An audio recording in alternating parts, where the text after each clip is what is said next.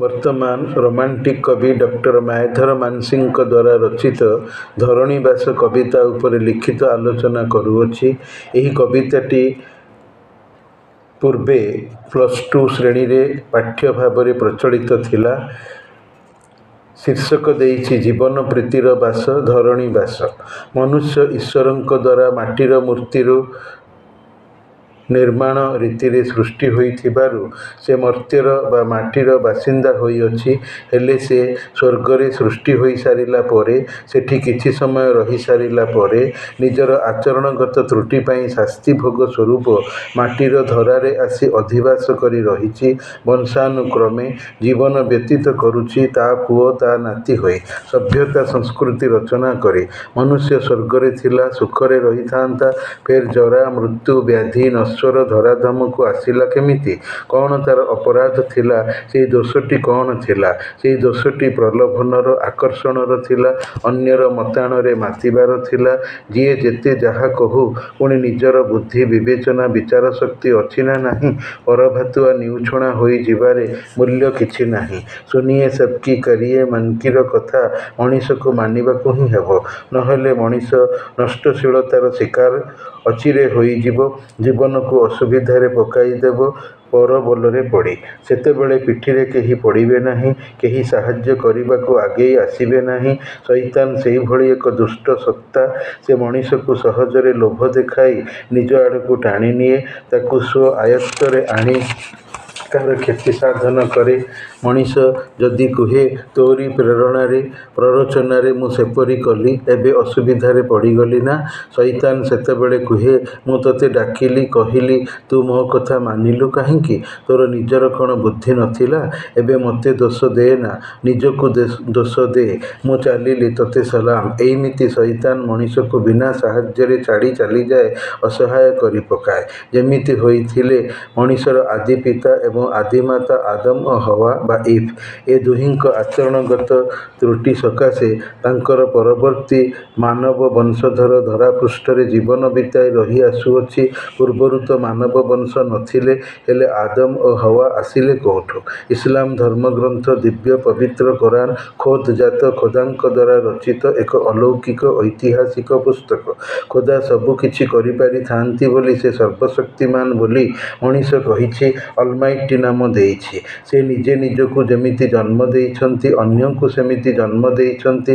ସେ ଆପେ ଜୀବନ୍ତ ଏବଂ ଅପରଙ୍କୁ ଜାରି ରଖିବାକାରୀ। କୋରାନର ସତ୍ୟତା ସମ୍ବନ୍ଧରେ ଦ୍ୱାହି ଦେଇ ଅଲ୍ଲାହ କହନ୍ତି, ମୁହମ୍ମଦ ଯଦି କୋରାନ ବିଷୟରେ ଗୋଟିଏ କଥା ନିଜ ଆଡ଼ୁ ମନଗଢ଼ା କରି କହିଥାନ୍ତେ, ସେଇଠି ସାଙ୍ଗେ ସାଙ୍ଗେ ତାଙ୍କ ବେକ କାଟି ଦେଇ ପକାଇଥାନ୍ତେ। ସେ ସେମିତି କହୁଛନ୍ତି ଯେମିତି ତାଙ୍କୁ ଶିକ୍ଷା ଦିଆ ହୋଇଅଛି, କହିବା ପାଇଁ କୁହା ହୋଇଅଛି।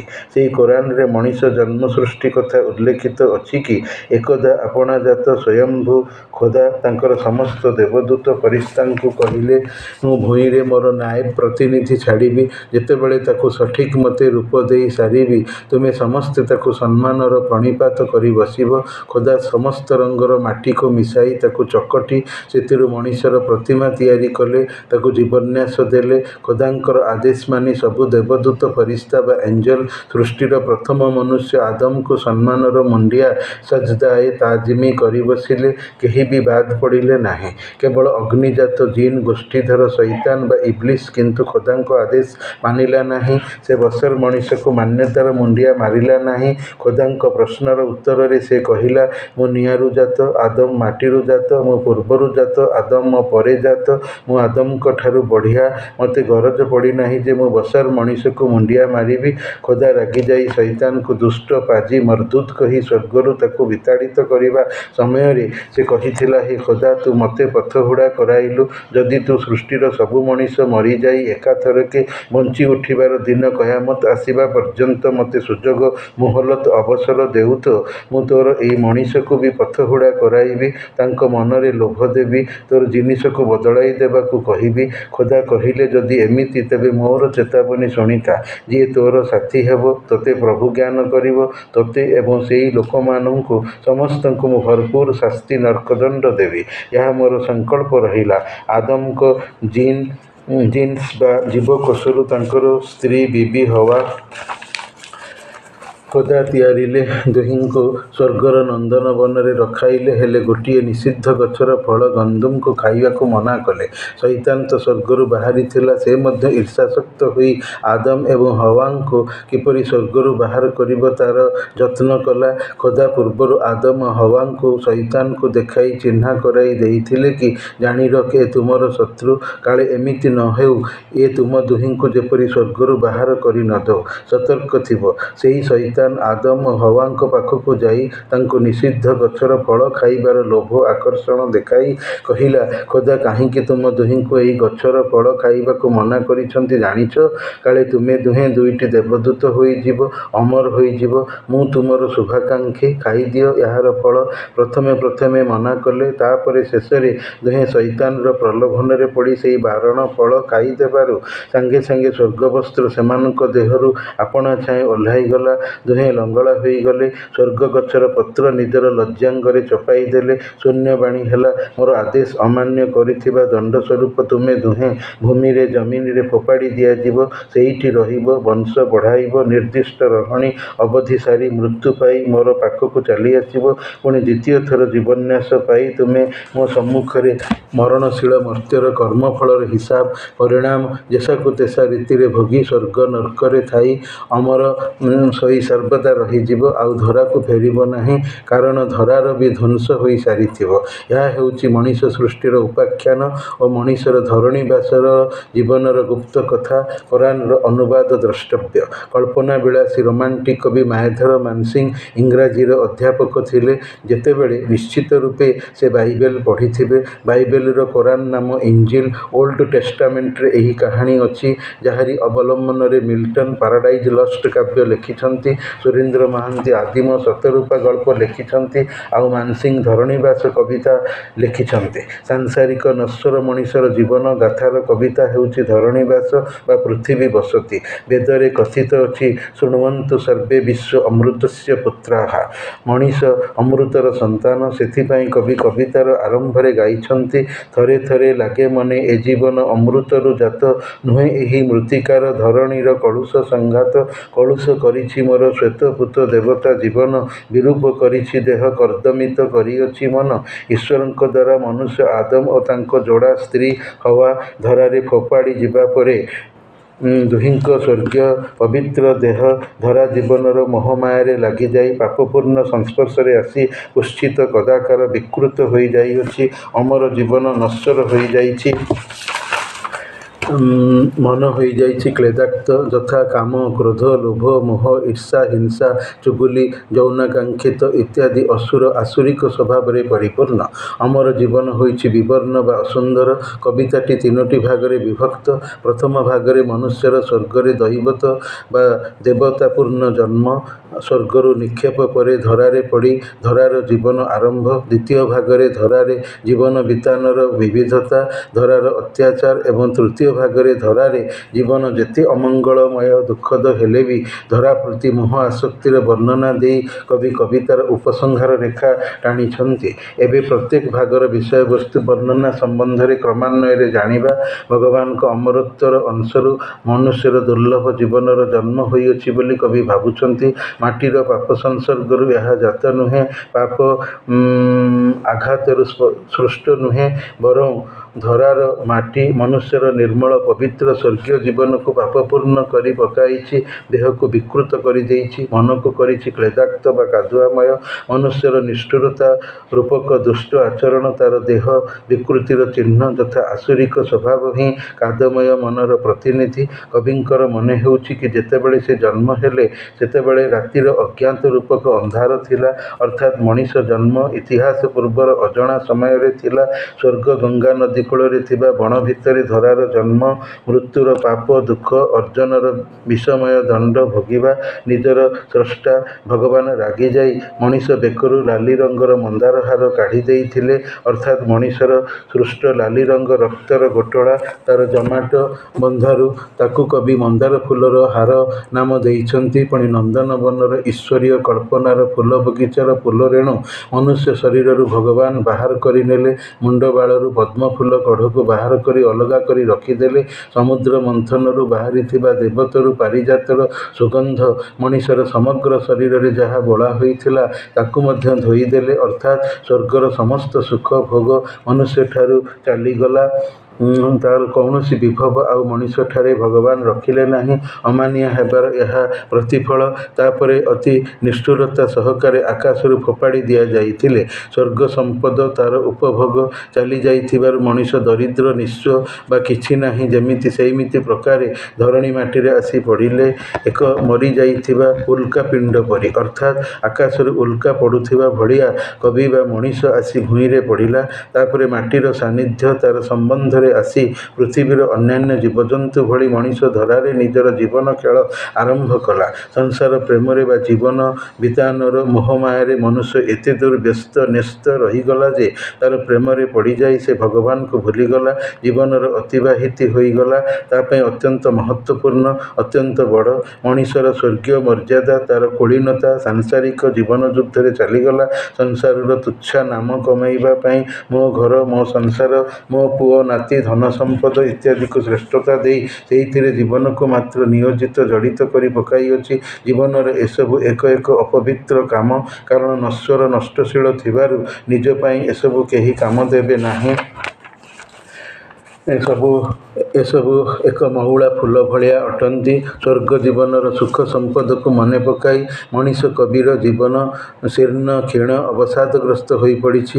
କବି ସ୍ୱର୍ଗ ବ୍ୟତୀତ ଜୀବନକୁ ପୂର୍ବଜନ୍ମ ବୋଲି କହିଛନ୍ତି। କାରଣ ମର୍ତ୍ତ୍ୟ ଜୀବନ ପରବର୍ତ୍ତୀ ସମୟରେ ଆସିଛି।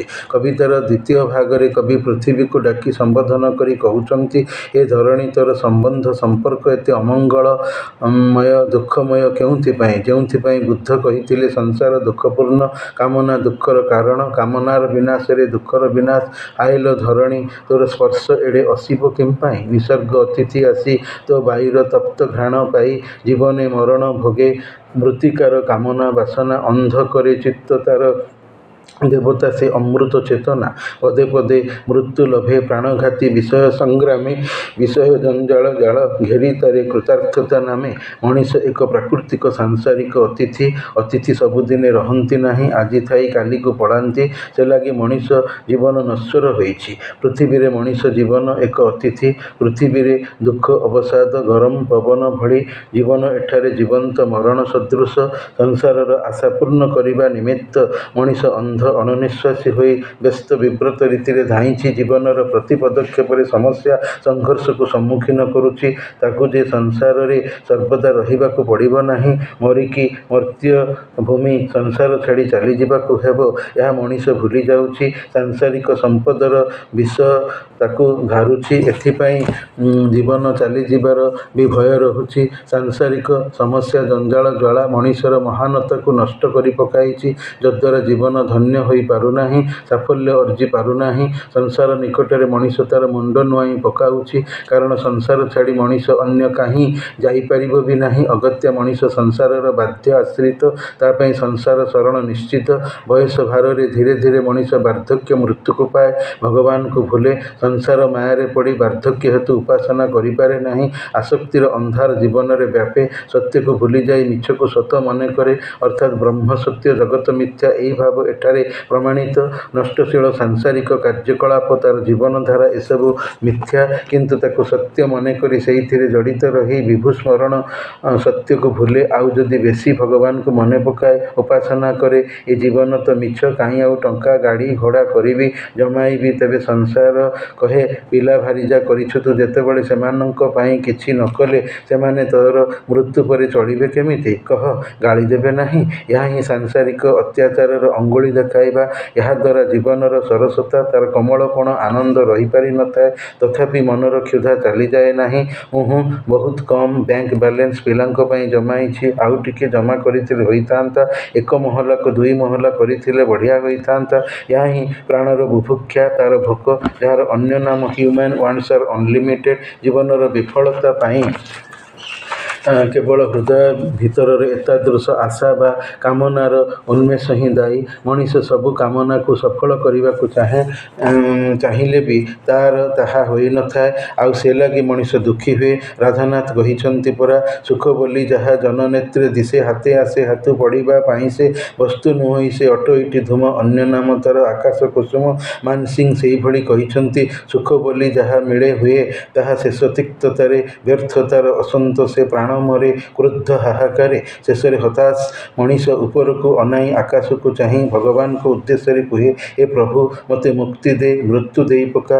ଏ ସଂସାର ଯାତନା ମୁଁ ଆଉ ସହିପାରୁ ନାହିଁ। ଏ ଧରିତ୍ରୀ ତୋର ସାନ୍ନିଧ୍ୟ ଏତେ ଦୁଃଖଭରା ଅମଙ୍ଗଳକର କାହିଁକି କହ? କବିତାର ତୃତୀୟ ବା ଶେଷ ଅଂଶରେ କବି ଠିକ୍ ତାହାର ବିରୁଦ୍ଧ ବିପରୀତ ମତାମତ ଥୋଇଛନ୍ତି। ଏଠି ଆଉ ସେ ସଂସାର ପ୍ରତି ନିରାଶାବାଦୀ ନ ହୋଇ ଆଶାବାଦୀ ହୋଇଛନ୍ତି। ତଥାପି ଧରଣୀ ତୁମ୍ଭେ ପ୍ରିୟ, ଏତେ ଗୁରୁ ଅକଲ୍ୟାଣେ, ତୋ ମାଟିରେ ମାନବର ଗୁରୁ ସ୍ନେହ ବିଧାତା ବିଧାନେ, ଏତେ ଭାବେ ଏହି ମାଟି ଚିତ୍ତବୃତ୍ତି ଟାଣେ ମାନବର, ସତ୍ୟ ଲାଗି ମୁକ୍ତି ଲାଗି ନାହିଁ ପାଏ ଚିତ୍ତ ଅବସର। ସଂସାର ମଣିଷ ପାଇଁ ଦୁଃଖକର ଯାତନାଦାୟକ ହେଲେ ମଧ୍ୟ ସେଠାରେ ବିଧାତାର ବିଧାନ ଅନୁଯାୟୀ ସ୍ନେହ, ପ୍ରେମ, କରୁଣା, ସଦିଚ୍ଛା ଆଦି ସଦ୍ଗୁଣାବଳୀ ରହିଛି। କାହିଁ ବନ୍ଧୁତା, କାହିଁ ପ୍ରେମ ସୁନ୍ଦର, ଯାର ପ୍ରାପତି ଲାଗି ଦେବତା ନର ଭଳି, ଜନନୀର ସ୍ନେହ, ଜାୟାର ପ୍ରଣୟ, ବୁଧ ବନ୍ଧୁ ସଦାଳାପ, ମଧୁମୟ ଗଙ୍ଗାଧର ମେହେରଙ୍କର ମଧୁମୟ କବିତା ଭଳି। ସେ ଲାଗି ଜୀବନ ପ୍ରିୟତର ମନେ ହୁଏ, ଭଲ ଲାଗେ। ରବୀନ୍ଦ୍ରନାଥ ଯେମିତି କହନ୍ତି, ମରିବାକୁ ଚାହିଁନା ଆମି ସୁନ୍ଦର ଭୁବନେ, ମାନୁଷେର ମାଝେ ଆମେ ବଞ୍ଚିବାତେ ଚାହି। ସେହି ଚିନ୍ତାଧାରା ମତବାଦ ଏଠାରେ ମାନସିଂ ବାଢ଼ିଛନ୍ତି। ନଶ୍ୱର ସଂସାରରେ ରହି ଜୀବନ ବିତାଇ ମାଟିର ମୋହରେ ପଡ଼ି ମଣିଷ ଈଶ୍ୱର ଆରାଧନା, ଯାହାକି ଜୀବନର ସତ୍ୟ, ମୁକ୍ତିର ମୋକ୍ଷର ମୁକ୍ତିର ବାଟ, ତାହା ଭୁଲେ। ଏଥିପାଇଁ ତାକୁ ସମୟ ମିଳେନା। ରହୀନ ଜଞ୍ଜାଳ ବିଷମ ଜଗତେ, ସଂସାରୀ ସୋଦର ବାନ୍ଧବ ସଙ୍ଗତେ ଯୋଗୁଁ। ରେଳ ଉପରେ ଚିଲିକା ଦର୍ଶନ ଗୋପବନ୍ଧୁ। ମୁଣ୍ଡ ଉପରେ ମୁକ୍ତ ଅନନ୍ତ ସୀମାହୀନ ଆକାଶ, ତାର ଅପାର ନୀଳିମାମୟ ଶୋଭା, ତାରା ଖଚିତ ଗଗନର ସୌନ୍ଦର୍ଯ୍ୟ, ପ୍ରକୃତିର ଚାରୁଲୀଳା, ପକ୍ଷୀ କାକଳି ସଙ୍ଗୀତର ସ୍ୱର ମାଧୁରିମା, ଷଡ଼ଋତୁର ରାସଲୀଳା, ଦିନରାତିର ଲୀଳାଖେଳା, ଅର୍ଥାତ୍ ପ୍ରାକୃତିକ ସବୁ ପ୍ରକାର ଶୋଭା ସୁଷମାରେ ମଣିଷ ଭଳିଯାଇ ଭୁଲି ରହି ସଂସାରରେ ମାତ୍ର ଜୀବନମୟ ହୋଇ ରହେ। ଦୁନିଆର ଜାଗତିକ ସୁଖ ଦୁଃଖ ସମସ୍ୟାର ଘେରକୁ ଜୀବନରେ ଧ୍ୟେୟ ଶ୍ରେୟ କରିଥାଏ, ନହେଲେ ବଞ୍ଚିପାରିବ ନାହିଁ। ମୃତ୍ୟୁ ଭିତରେ ଅମୃତର ସନ୍ଧାନ ପାଏ। Man lives in deeds not in years ଦ୍ୱାରା ଜୀବନ ଯୁଦ୍ଧରୁ ଯେବେ ଘରକୁ ଫେରେ, ସ୍ତ୍ରୀର ନରମ ସ୍ନେହ ସୋହାଗ ଭରା ବ୍ୟବହାର ସ୍ୱାମୀ ପୁରୁଷର ବ୍ୟଥା ବେଦନା ଦୂର କରେ। ଜୀବନ ଯୁଦ୍ଧରେ ଯଦି ସେ ବିଜୟୀ ହୁଏ, ତେବେ ସ୍ତ୍ରୀ ପ୍ରେମିକାର ଲାଲିମା ଭରା ଓଠର ଚୁମ୍ବନ ପାଇ ଜୀବନ ତାର ଧନ୍ୟ, କୃତଜ୍ଞ, ସନ୍ତୁଷ୍ଟ ହୋଇଯାଏ। ପୁଣି ଏହି ଧରାର ସଂସାରରେ ବାପ ମା, ବନ୍ଧୁ ବାନ୍ଧବ, ଭାଇ ଭଉଣୀଙ୍କର ସ୍ନେହ ପ୍ରେମର ବନ୍ଧନ ତାକୁ ଅଶେଷ ସୁଖ ଶାନ୍ତି ଦେଇଥାଏ। ଜୀବନ ଯୁଦ୍ଧର ବିଫଳତାକୁ ସେ ଜୟ ବୋଲି ମନେକରେ। ରୋଗ ଶୋକରେ ପଡ଼ିଲେ ତାର ପଡ଼ୋଶୀ ଆତ୍ମୀୟ ଲୋକ ତା ପାଇଁ କାନ୍ଦନ୍ତି, ତାକୁ ସାହାଯ୍ୟ କରିଥାନ୍ତି, ତା ପ୍ରତି ସଦୟ ଚିତ୍ତ ହୁଅନ୍ତି। ଜୀବନରେ ଯେତେ ଅସଫଳତା, ବ୍ୟର୍ଥତା, ଦୁଃଖ ସୁଖ କଷ୍ଟ ଥିଲେ ବି ମଣିଷର ମଣିଷ ସହିତ ଏହିଭଳି ସମ୍ପର୍କ ଧରଣୀର ଦୁନିଆର ମଣିଷକୁ ଚରମ ଦାନ ବୋଲି କବି କହିଛନ୍ତି। ଯେଭଳି ମଧୁମୟ କବିତାରେ ଗଙ୍ଗାଧର ମେହେର କହିଛନ୍ତି, ମଣିଷର ମଣିଷକୁ ଭଲ ପାଇବା, ବିଶ୍ୱାସ ସ୍ଥାପନ କରିବା, ସ୍ନେହ ପ୍ରେମ ଦେବା, ଜଣେ ଜଣଙ୍କ ପାଇଁ ଭାବିବା, ଜଣଙ୍କର ଦୁଃଖରେ ସମଦୁଃଖୀ ହେବା, ଦୟା ଦେଖାଇବା, ବସୁଧାକୁ ପରିବାର କୁଟୁମ୍ବ ମଣିବା, ଜୀବନର ଏହା ସବୁ ମାଧୁର୍ଯ୍ୟ ସମ୍ବନ୍ଧ, ସାମାଜିକତାର ବିସ୍ତୃତି, ଯାହାକି ମଣିଷର ସଂଘର୍ଷପୂର୍ଣ୍ଣ କ୍ଳାନ୍ତ ଅବସାଦଗ୍ରସ୍ତ ଦୁଃଖମୟ ଜୀବନରେ ଶ୍ରେଷ୍ଠ ଆନନ୍ଦ ପ୍ରାପ୍ତିର ଅମୀୟ ସ୍ୱାଦୁଭରା ଅମୂଲ୍ୟ ମହନୀୟ ଦାନ। ସେଥିପାଇଁ କବି କବିତାର ଶେଷରେ କହିଛନ୍ତି, ସର୍ବ ଅକଲ୍ୟାଣ ମେଳେ ହେ ଧରଣୀ, ତେଣୁ ତୋ ଆଶ୍ରୟ ପ୍ରିୟ ଏଡ଼େ ସର୍ବବ୍ୟାପୀ ପରାଜୟ ଜୟ ସୁଖମୟ।